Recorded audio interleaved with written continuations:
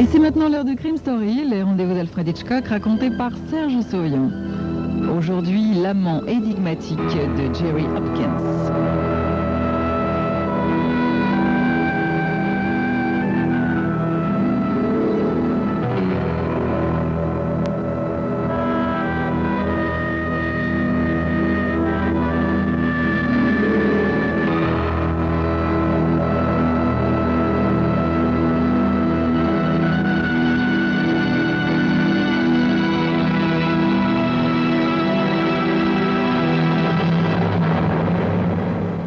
Les statistiques, les statistiques.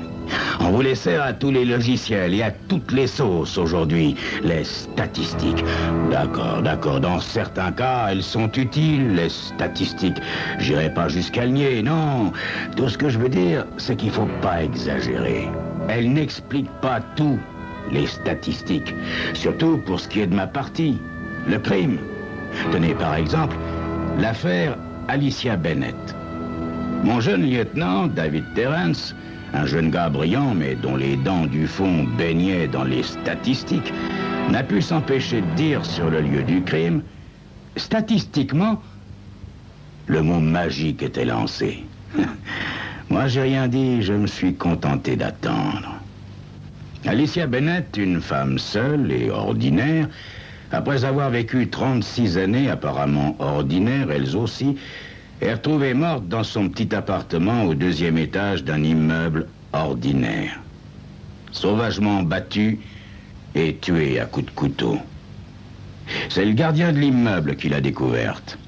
Le gardien, un petit gros dont le visage pourrait être un radiateur de Ford 1935, rapporte qu'après avoir sonné plusieurs fois, il a utilisé son passe-partout et puis, ma foi, a alerté immédiatement la police, c'est-à-dire nous. Ernest Ablard, qui s'appelle le gardien. Des indices que je demande à Terrence après qu'il soit bien gargarisé de son mot favori. Des indices? L'appartement en est rempli, capitaine. Le type a tout laissé, à l'exception de son nom de famille et de son adresse actuelle. Mais avec un peu de chance, nous l'aurons demain matin, avant le déjeuner. Des témoins, lieutenant? Non, capitaine. Enfin, du moins, personne ne s'est présenté comme tel. Apparemment, Alicia Bennett a été battue et achevée à coups de couteau. Malheureusement, on n'a pas retrouvé l'arme du crime. Et aucun des couteaux de cuisine ne porte de traces de sang. Ouais.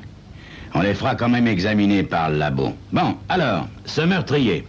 Je suppose, Terrence, que vous avez déjà quelques idées là-dessus. Le lieutenant Terrence traverse la pièce et me montre un papier à lettres parfumé sur le bureau. Je me penche et je lis ce qui est écrit sur la feuille. C'est une lettre adressée à un certain très cher Richard. Une bafouille brève et révélatrice du genre à mettre fin à une belle histoire d'amour. Alicia détestait écrire ces lignes, mais c'était pour leur bien à tous les deux. Le mieux était de ne plus se revoir, etc., avec tous les clichés à la clé. Ouais. Si Sir Richard X et Alicia Bennett se sont bien battus, et si nous arrivons à prouver que Sir Richard se trouvait ici, on tient peut-être le meurtrier, lieutenant. Je dis peut-être parce que les années de métier m'ont rendu sceptique envers presque tout, et spécialement envers ce qui paraît facile, et bien entendu, envers les statistiques. Et cette affaire me semble facile, vraiment trop facile. Une femme est assassinée et, à quelques mètres de son corps, il y a bien en évidence une lettre de rupture.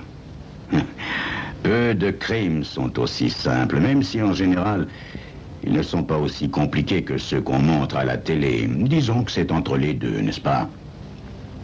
Rien d'autre, lieutenant? Je sais, capitaine.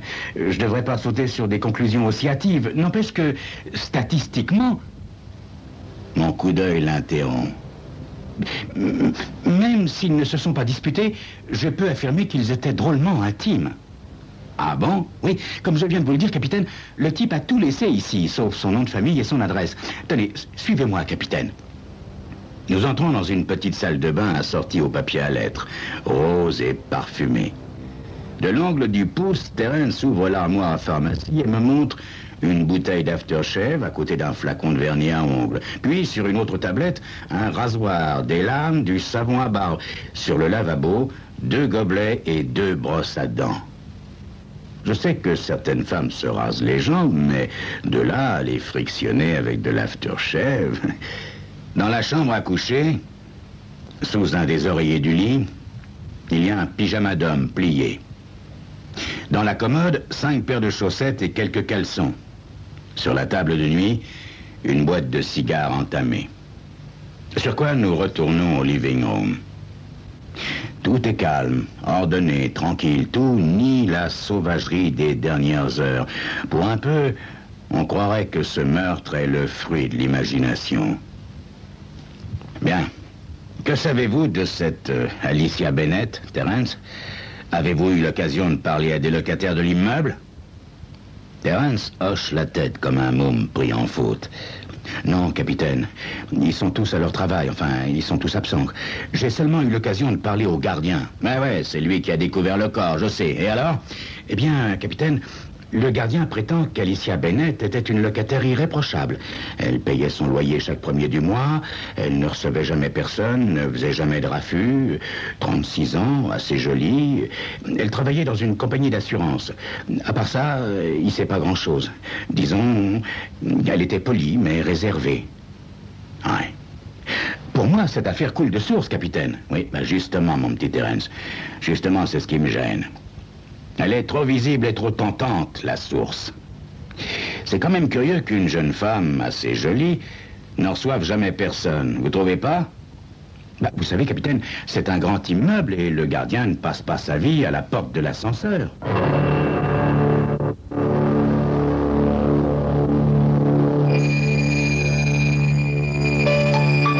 Ouais. Mais quand même, les affaires trop simples m'ont toujours irrité. Oh, rassurez-vous, ce n'est pas du masochisme, non. J'aimerais qu'une affaire simple le soit vraiment. Or, c'est jamais le cas, jamais. Comme vous le constaterez dans quelques instants.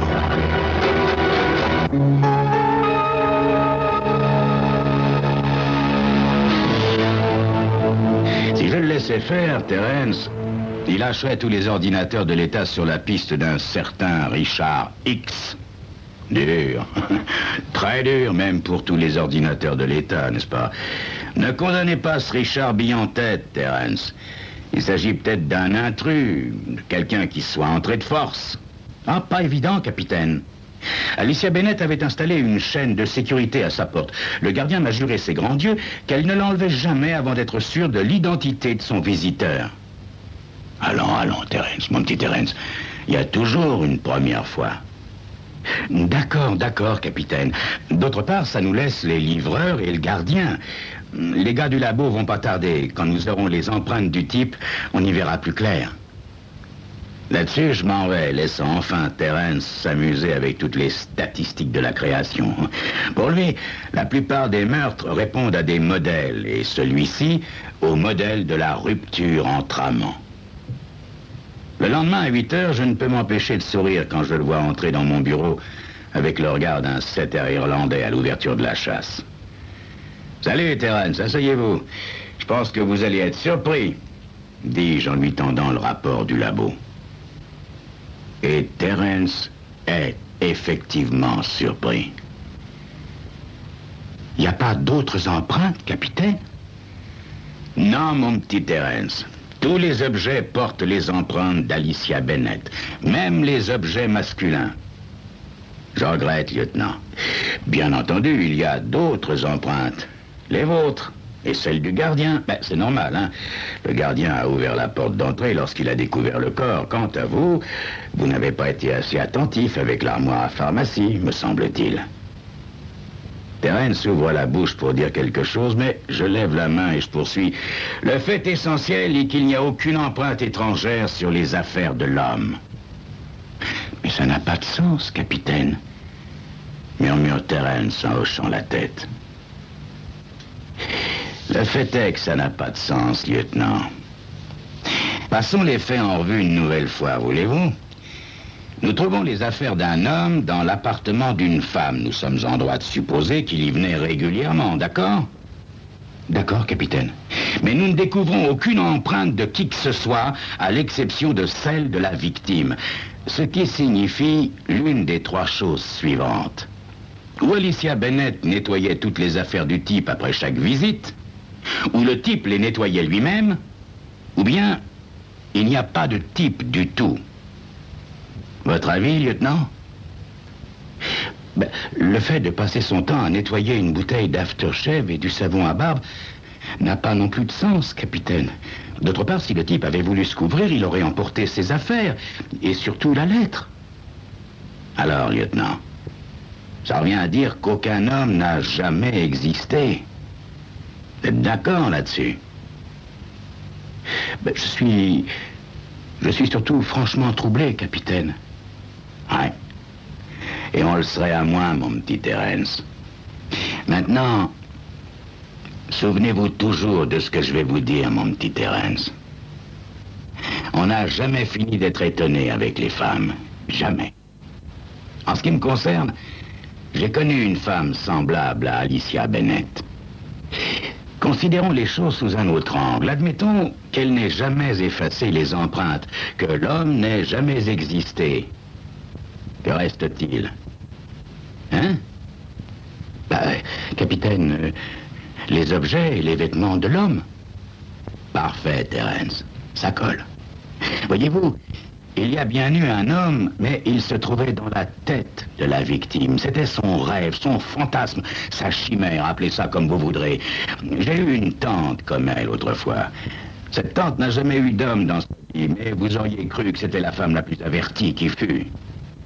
Cette Alicia Bennett était comme ma tante. Elle a acheté du savon à barbe, de l'aftershave, des pyjamas, etc. Puis elle a disposé le tout dans son appartement. Et la lettre, me demanderez-vous? Une partie de son rêve. Sans doute Alicia Bennett a décidé que ce Richard ne lui convenait plus pour telle ou telle raison. Aussi lui a-t-elle écrit une lettre de rupture imaginaire. Si elle avait vécu, elle aurait peut-être écrit le lendemain des lettres à un cher Bill ou à un cher Dick ou à un cher Howard. Après avoir acheté à nouveau des affaires de toilette, des vêtements de nuit, des chaussettes, etc. Terence est assis, silencieux. Il pense à cette pauvre Alicia Bennett. Mon Dieu, quel gâchis. Une jolie femme tellement seule qu'elle s'est inventée un homme. L'homme idéal, le fantôme de ses désirs. Il l'imagine dormant dans ce pyjama trop grand pour elle, vidant de l'aftershave dans l'évier le matin, fumant un cigare de temps à autre. Pauvre Terence. Il a envie de pleurer. Et combien y a-t-il d'Alicia Bennett dans la ville? Ce qui nous ramène à la case départ, lieutenant. Nous avons un meurtre, mais pas de meurtrier. Voilà où nous en sommes. Je n'ai pas la cruauté de lui rappeler ces fameuses statistiques. Je me contente de lui dire, soyez pas trop triste, lieutenant, vous en verrez d'autres. Si vous avez besoin d'aide, comptez sur moi. Je sais que Terence est le genre de clébard qui ne lâche jamais son os. Bonne chance, petit. Il fait la tournée des bars et des magasins avec la photo d'Alicia Bennett. Il apprend qu'elle payait toujours comptant, qu'elle achetait de quoi faire la cuisine chez elle et qu'elle n'abaissait jamais la chaîne de sécurité de sa porte, même pour les garçons livreurs. Le type du drugstore lui confirme qu'effectivement, elle achetait parfois du savon à barbe. Le gardien, quant à lui, a regardé la télévision toute la nuit du meurtre. Même que c'était un match de football. À 5 minutes de la fin, le but a été marqué... Oui, merci, monsieur, je vous crois. Merci beaucoup. Question travail, aucune surprise. Horace Mahoney, patron d'Alicia, ne tarit pas de louanges et de regrets. 2 jours plus tard, le lieutenant Terence n'est arrivé à rien, zéro, des nèfles. Et alors? Je demande en le croisant dans un couloir. Oh, fatigué de n'arriver à rien, capitaine. Ah, j'aimerais pouvoir vous aider davantage, lieutenant, mais j'ai les mains liées. Je regrette infiniment. Vous connaissez les problèmes d'une boîte comme la nôtre, hein. Quand il n'y en a plus, il y en a encore. Non, vous inquiétez pas pour moi, capitaine. Ça ira, ça ira.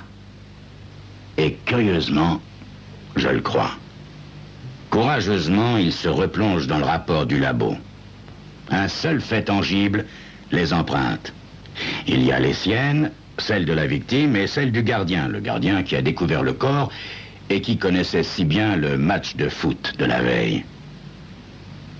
Il connaissait trop bien, peut-être. D'autre part, qui peut avoir été vu à proximité de l'appartement d'Alicia Bennett sans éveiller de soupçons? C'est mince, bien mince. N'empêche. Quand le gardien lui ouvre la porte, il semble mal à l'aise.